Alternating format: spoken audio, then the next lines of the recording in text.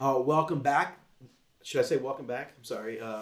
Sorry. My name's Kenny, and this is Ken. No, we're just recording. It's fine. And we are with Just Disciple. And in this video, we're going to be talking about a topic that I think is important. Yeah. And certainly asked about frequently, and that is how do we effectively disciple men?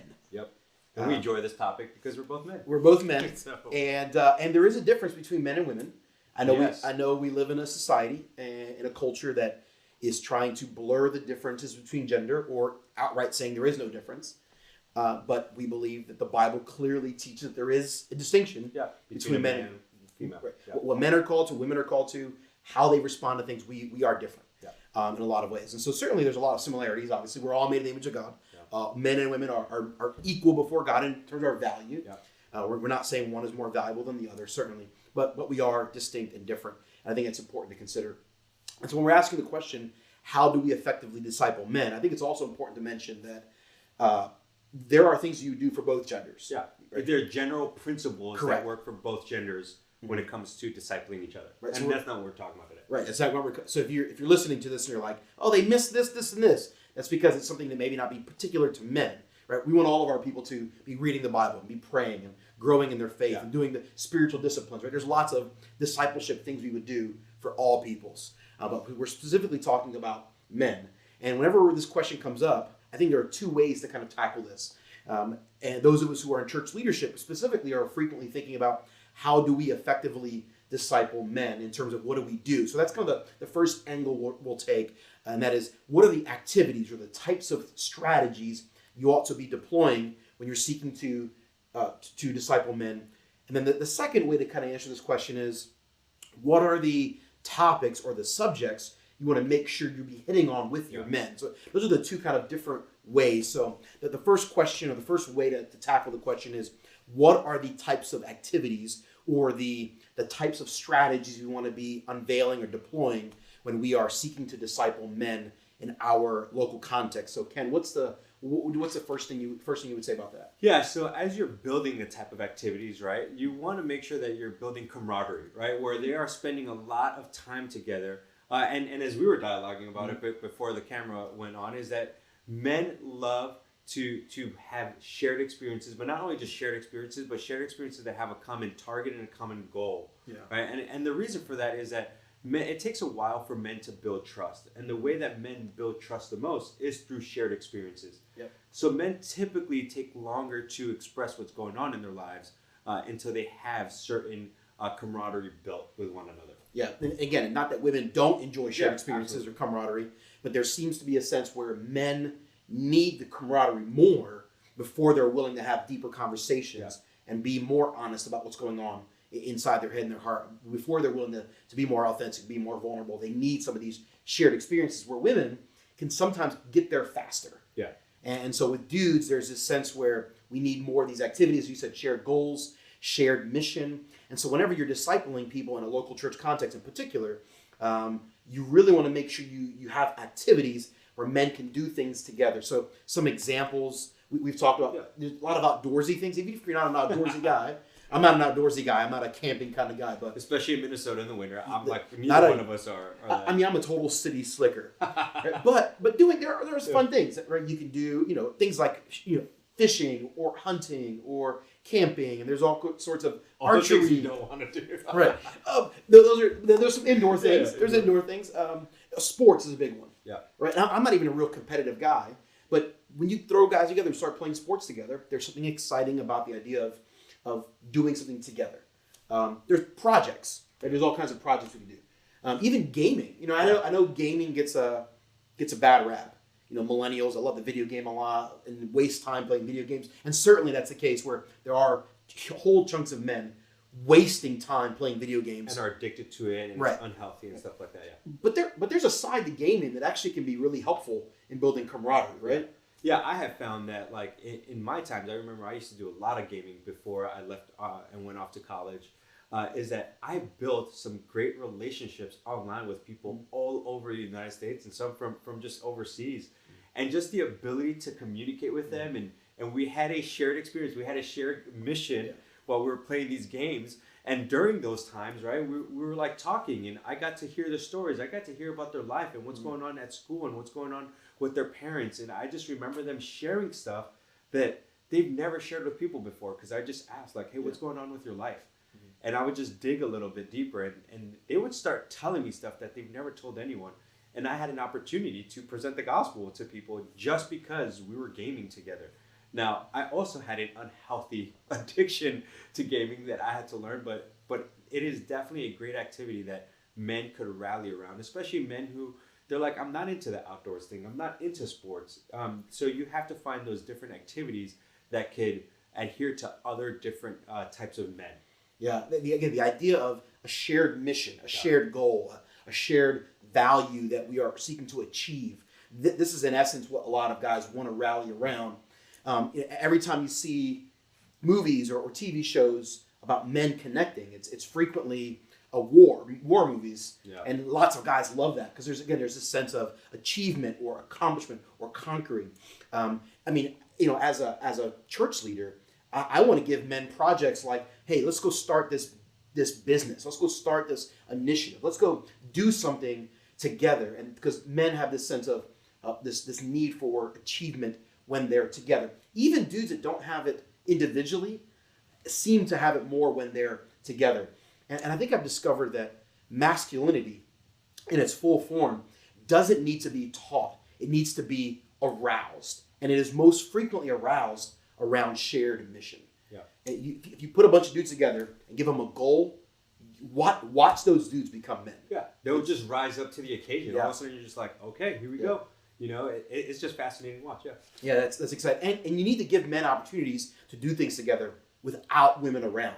Yeah. And again, not because we dislike women. We love women. Women are great. We like them a lot, actually. They're valuable, made in the image of God, right? Certainly. However, it seems like men, more than women, need to do things around achieving something with the same gender more than women frequently seem to have that need. Yeah, I remember a great mentor of mine when we talked about camaraderie, that he was like, men love to, it's kind of like shoulder-to-shoulder friendships, right? Mm-hmm. They want to be moving somewhere and doing something. Even, but like on the opposite side, women, they're very face-to-face. They want to see each other, right? So they could go to a coffee shop and just start talking about stuff. Well, men, when they initially encounter each other, they don't want to talk about their emotions. They don't want to talk about their feelings. Yeah. But if you get them shoulder to shoulder doing something, all of a sudden, while they're going and doing something, they're going to start opening up, right? It's kind of like if you've ever been in a car ride with your male buddy, all of a sudden that guy's just going to start talking for some reason, right? It's because of this shoulder-to-shoulder relationship. Yeah. And again, it doesn't mean that men won't ever have those conversations. Yeah. We're just talking about the initial. Yeah. And once you get men over that hump, having the face-to-face is valuable and can happen. And it's a lot easier for them. Absolutely. The second thing I think that we need to really be talking about, in addition to creating activities and shared mission for the people for the men you're trying to disciple, but really is also making sure you have some sort of organized pipeline. I think this is really important. Every single local church ought to have this. I think a lot of churches don't, but I would encourage every pastor watching this to really deploy some sort of organized pipeline. Some women, I think, could value this, but I think generally speaking, men value this way more. There's a sense of progress. Yeah. And so something we do at our church, we literally call it the pipeline. And we have level 1, level 2, level 3. We basically say, any man out there, you want to be discipled, join the pipeline. Where do I start? Level 1. What is level 1? Once a month, Saturday mornings at 7 a.m. From 7 to 9, we do a men's discipleship gathering where we're going through a particular book. There's actually a series of books. And it takes 1 year to get through level 1. And then at the end of the year, you get a certificate, you graduate, we make it a big deal. We give men sometimes gift cards, or we give them some sort of prizes, or we take them out for a fun male activity. And then we go, okay, level 2. Level 2 is this other set of books. And there's a sense of progress. We take them through level 1, level 2, level 3. And we actually withhold certain leadership opportunities in our church only for men that have reached a certain point. Hey, you can't be a small group leader until you've completed level 1. That's awesome. You can't preach on a Sunday morning until you've gone through all 3 levels. Yeah. You can't do this, or you can teach Sunday school once you've gone through this amount of level 1. There's different things that we sort of demand of men. And when men go, oh, I want to be a leader, I want to step up. We go, you want to step up? Great, we want you to step up. Here's the process, and it's spelled out on a webpage very clearly. And I think we need to have some sense of pipeline for men to move through. Otherwise, men, I think, get bored. And again, not that women don't want it, and not that every man wants it, but generally speaking, the idea of progress is more helpful for men. Yeah. And one of the things that, Kenny, you just mentioned is that these are general principles that we're talking about, even with activities in the organized pipeline. Right. They're general principles. Some of them you might be saying, oh, we could do those for women too. Yes, you could.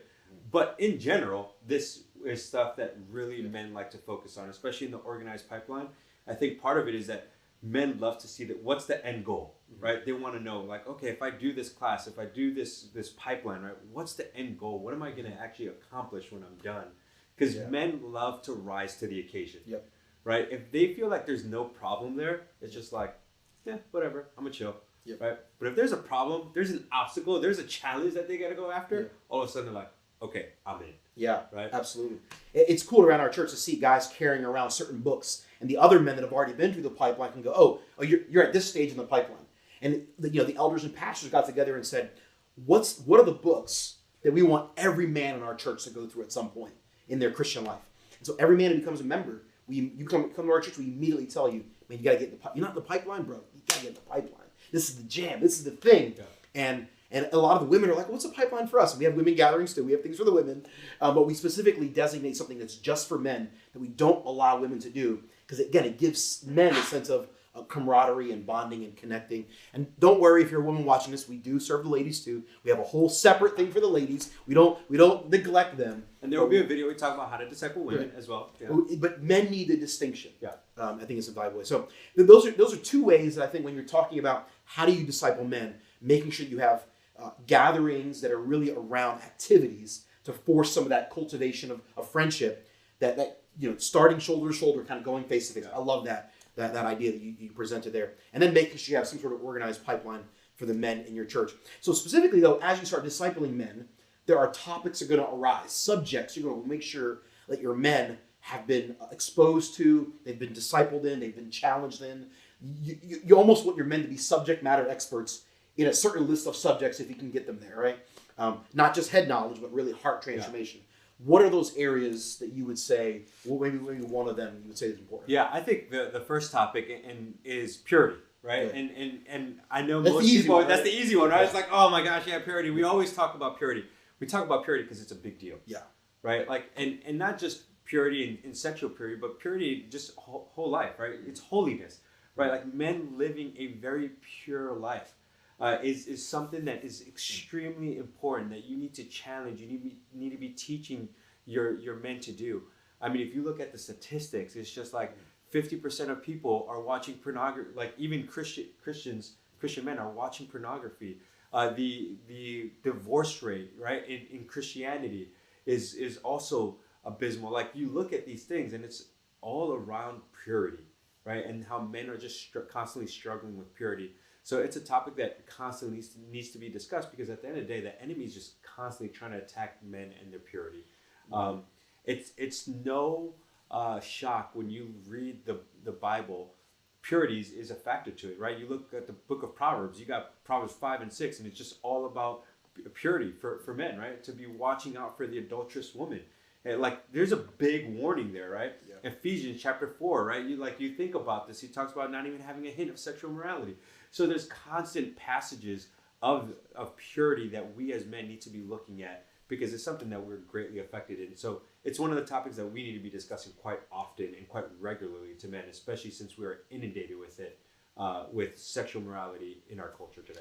Yeah, one of the things I love to see happening in Sunday morning services is when you're preaching the gospel through whatever text you're going through, right? Yeah. The goal is you're expositing some passage, you're going through passages of scripture, and you're presenting gospel truths.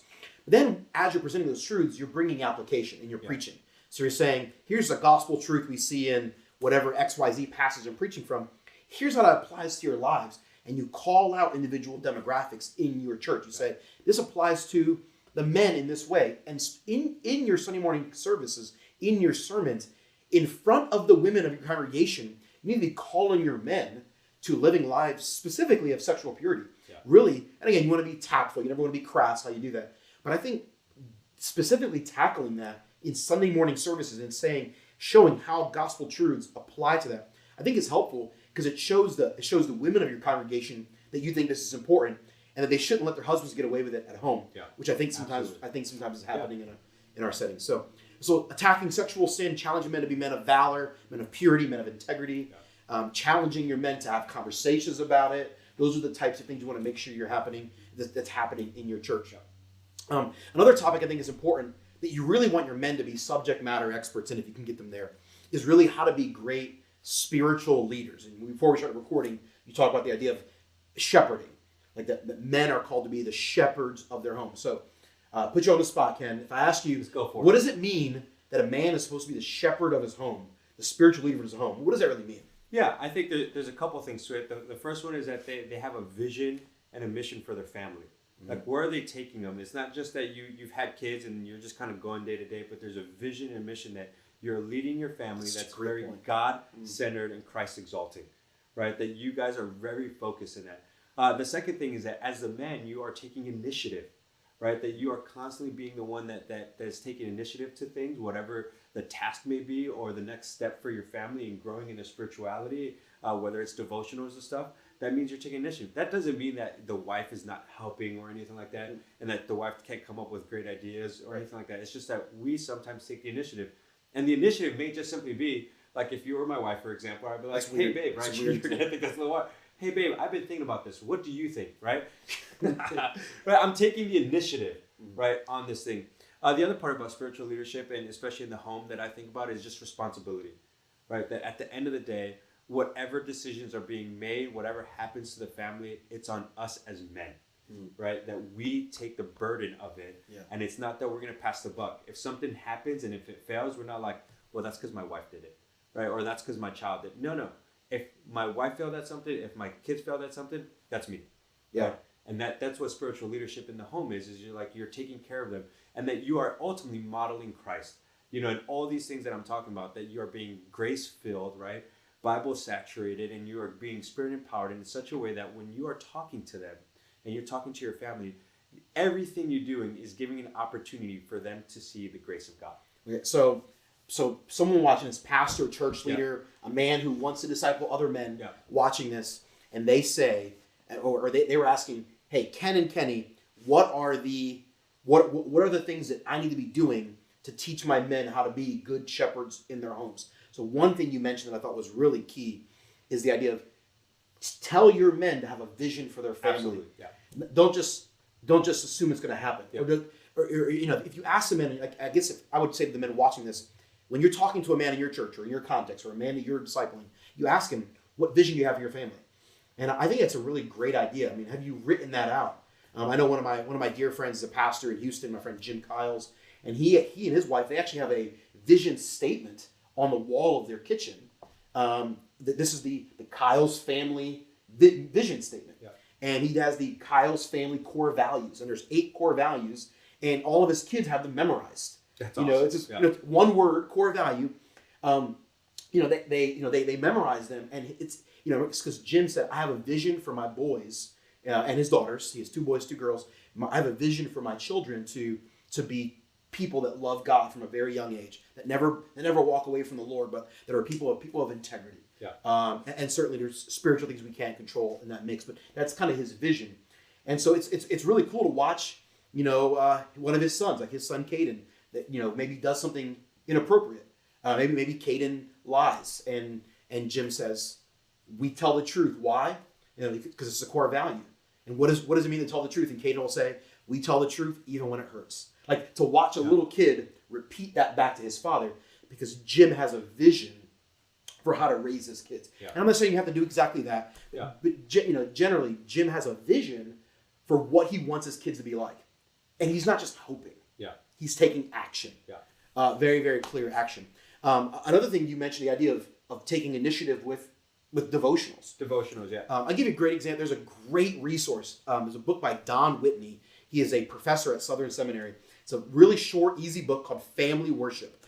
It's a must read. If you are a man and you have children, pause this video, go to a website, wherever you buy books, go buy that book, okay? And then come back. Of course, right? Yeah. Right. I don't know, christianbook.com, whatever. I don't know. Wherever you buy your books. Anyway, seriously, it is a short little book. It's Don Whitney teaching men how to do family devotions. Yeah. And he tells you the 15, 20 minutes, it doesn't be long. Okay, if you have little kids, even shorter than that, how do you actually organize family worship? That's awesome. How do you do worship? It's an easy read, must read, every man. Check it out, called Family Worship by Don Whitney. So that's awesome. Yeah, so that's a lot of spiritual leadership. And I'll tell you this, like I just came back from South Dakota and I was talking to one of my mentors, John Bushnell, and he was reminding me, he's asking me, he's like, Ken, do you have a vision? And I was kind of telling him the stressors that my family had. And one key distinctive that he actually said that I took and walked away with when he was talking about vision, he's like, Ken, your vision should be clear enough, right? That when other decisions and other things are trying to come to you and your family about what to do, you can clearly say no to other things because your vision is telling you which direction you're going. That's really good. And I thought to myself, I was like, man, is our vision statement that clear?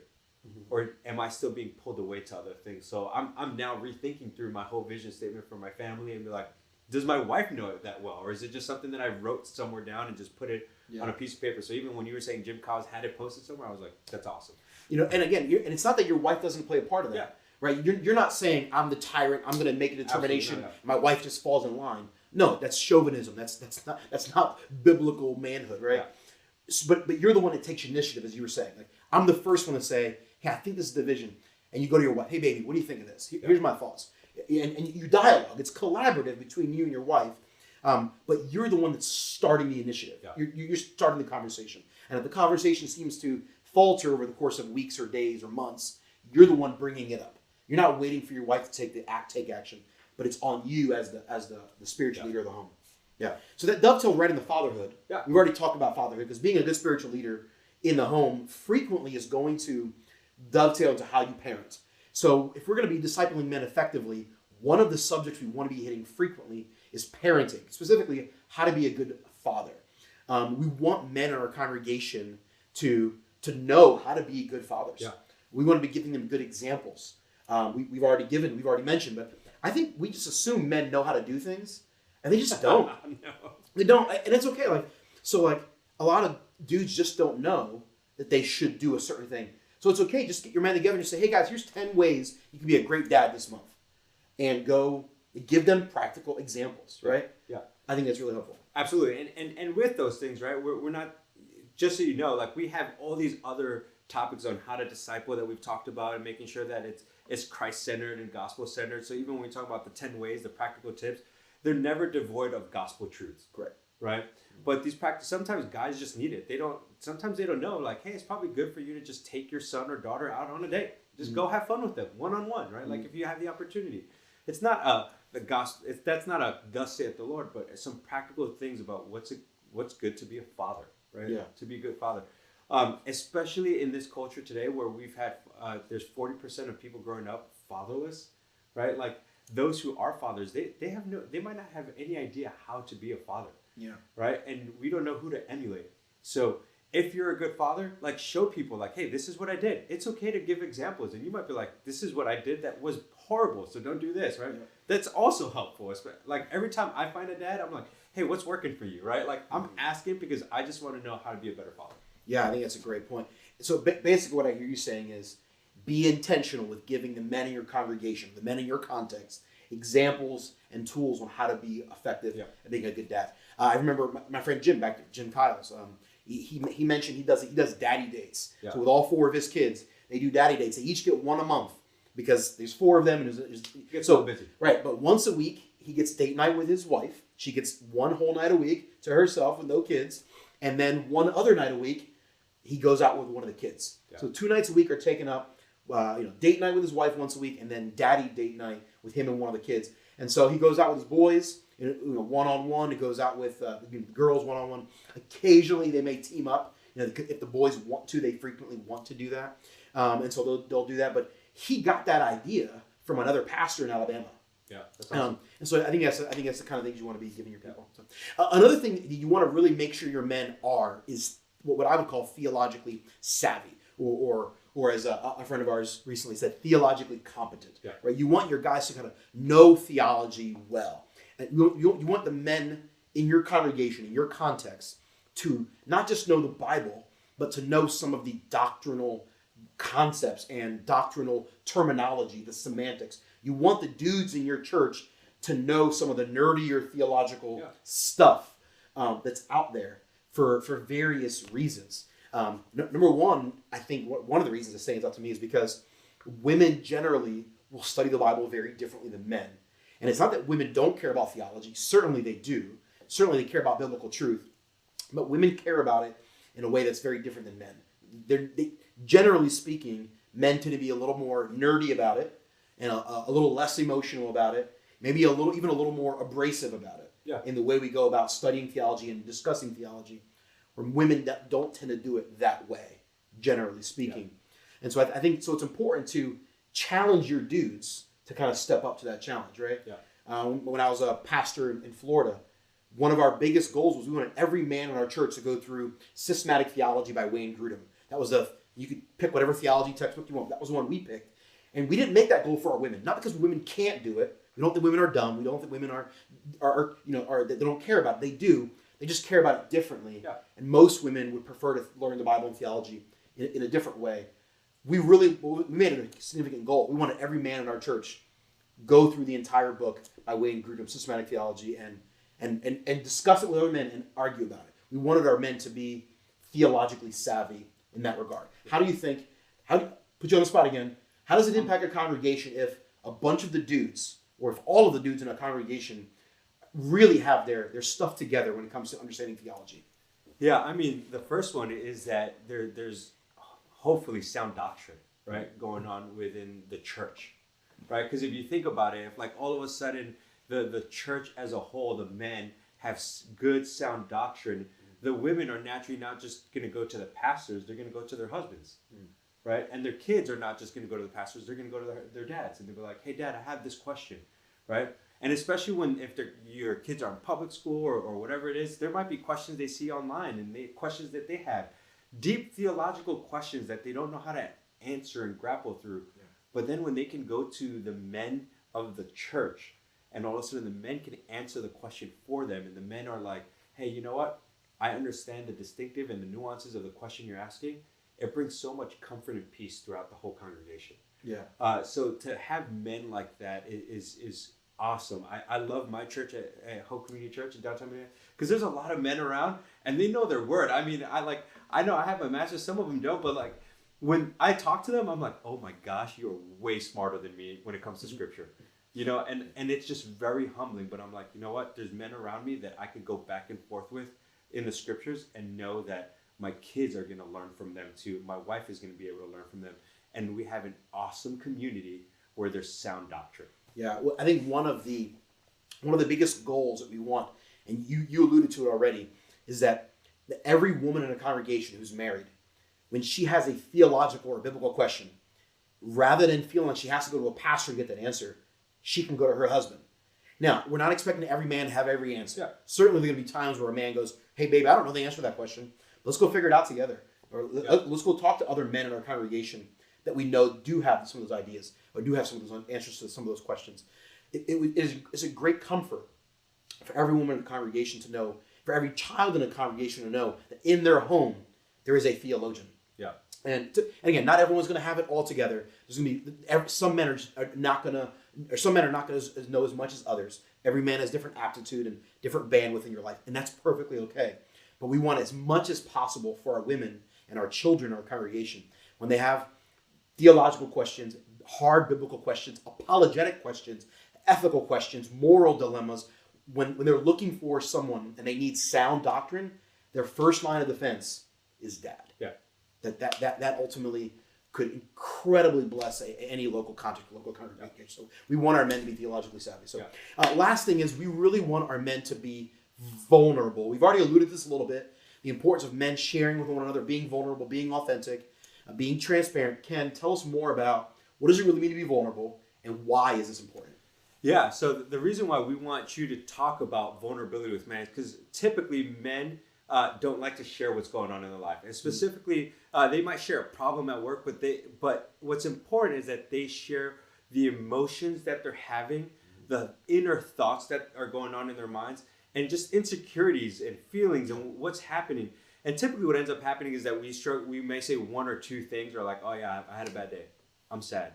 But like teaching your men to actually challenge them to go deeper than just the one-liner. Like, what does that mean? What are the implications to that? Is super important. And the reason why I believe vulnerability is absolutely important and key for us to talk about our men is because our society tells men that we have to be tough, we have to have everything put together, we have to look like we have no problems. And we tend to keep the burden all to ourselves. But I'm constantly reminded of like 2 Corinthians chapter 12, verses 7 through 10, where Paul is having a thorn in his flesh, right? And he's praying to God for him to take it away. But God says, no, my grace is sufficient for you in your weakness, for when you are weak, I am made strong. And he's like, you know what? I'm going to boast all more in my weakness, right? And bring me calamity, bring me persecution. And you see all of a sudden Paul being extremely vulnerable and just saying, hey, you know what? I am going to express who I am, because at the end of the day, you can then see God's power work. Yeah. So earlier we were talking about how when we do activities, that shoulder-to-shoulder relationship leads to the face-to-face, right? Yeah. But if you do a bunch of activities, even if you do that part perfectly, you deploy that strategy well. What I hear you saying is you can't assume that men are going to start having those conversations. Yeah. But as you're doing those activities, in addition to that, you want to make sure you are verbally challenging your men. Yeah. Hey, when you start having these conversations, don't just talk about, oh, work was tough, but really go beyond that. Yep, absolutely. You mentioned talking about insecurities, talking about your inadequacies. What are you really feeling? What are you actually going through? Are you willing to actually share what you really feel and what's really going on the inside of you when you start having those conversations? The other thing you mentioned that I think is really key that could be missed is modeling for men. You specifically pointed out the Apostle Paul. No one more manly than the Apostle Paul, right? For sure. He's the man's man right here, right? But you're specifically pointing out how the Apostle Paul was vulnerable. So I think that's a really powerful key for your men when you're discipling men, is point out other men who have been vulnerable that are a model or an example for how to be vulnerable and how to be transparent and be more authentic. Because I think it maybe gives men the freedom to go, okay, if that dude did it, and that dude's a man, I trust him, okay, I can do it too. Yeah, absolutely. And King David's another great example, right? Dude kills bears and lions, right, with his like bare hands, and all of a sudden, like, he's a man's man. He's got 300 mighty men who like are killing thousands of people with like a bow and stuff there's crazy stuff that these people are doing, right? King David does a lot of these extraordinary things, but he also wrote the book of Psalms, or most of the Psalms, and in it, he's just gut-wrenching, telling men about his emotions and God, his emotions of like deep sadness, deep despair, like even to a point like Psalm 13, he's just kind of like, God, have you forsaken me? I feel all alone, right? Like, and guess what? Millions and millions and millions of people have read King David's deep emotions, right? So to be a true man of God, right? Like, you have to be able to express your emotions like King David or Paul in the scriptures so that you can see God's power work. Right. So to make it helpful for the guys watching this, if you're a man wanting to disciple other men, you're looking at the men in your life and you're pointing them to examples of men who have been vulnerable in hopes of inspiring those dudes to do the same. Yeah. Yeah. So hopefully this is helpful. We know discipling men is a question that comes up frequently. It's an important question, and it is unique from how you disciple women.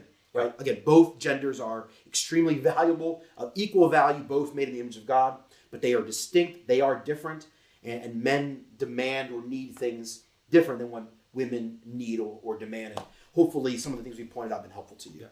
With that, we guys hope you have a great day, and God bless, and we'll see you next time.